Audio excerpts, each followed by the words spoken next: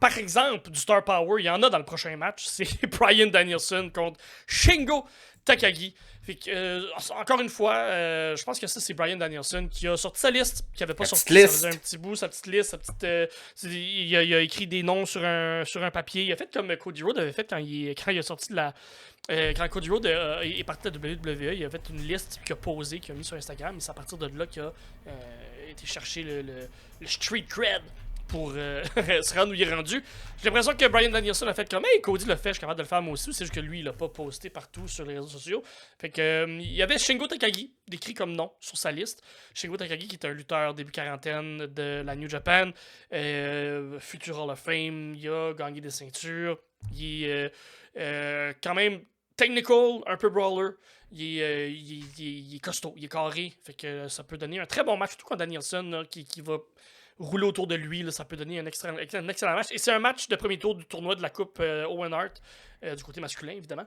Donc, je sais pas pourquoi on met le match de premier tour dans un pay-per-view. Je trouve ça. C'est Bryan Danielson. Ouais, c'est Bryan Danielson. Exactement. Il peut pas avoir de mauvais match, ce style-là.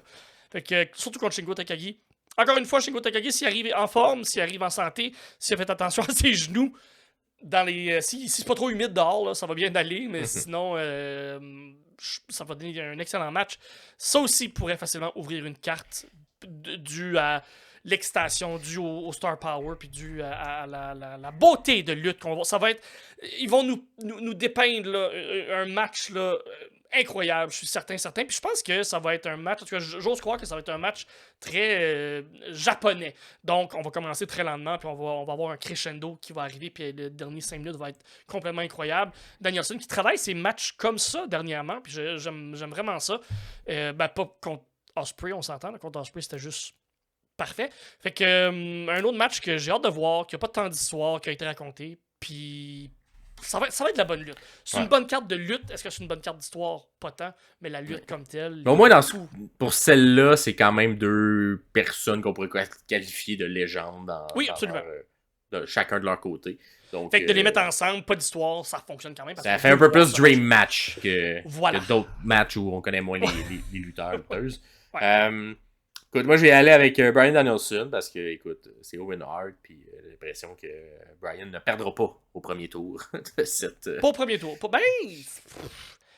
Mais ça risque d'être un bon match. Je sais pas, avec la promo qu'il a fait il y a 3 semaines, où il veut se reprendre, il a perdu beaucoup dernièrement. Est-ce qu'il va réussir là à gagner puis à être sur cette lancée-là? Ou il va perdre encore 2-3 autres matchs pour vraiment encore plus continuer avec cette émotion-là? Fait que je pense.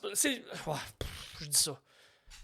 Danielson ne perdra pas au premier tour. Ok, regarde, laisse faire. Dites-nous, vous, qu'est-ce que vous pensez de ce match-là? Moi, je connais pas beaucoup Takagi. Fait que j'ai hâte de le découvrir. Oui. Vu que je suis moins connaisseur, moins sommelier que toi pour tout ce qui est côté Japon.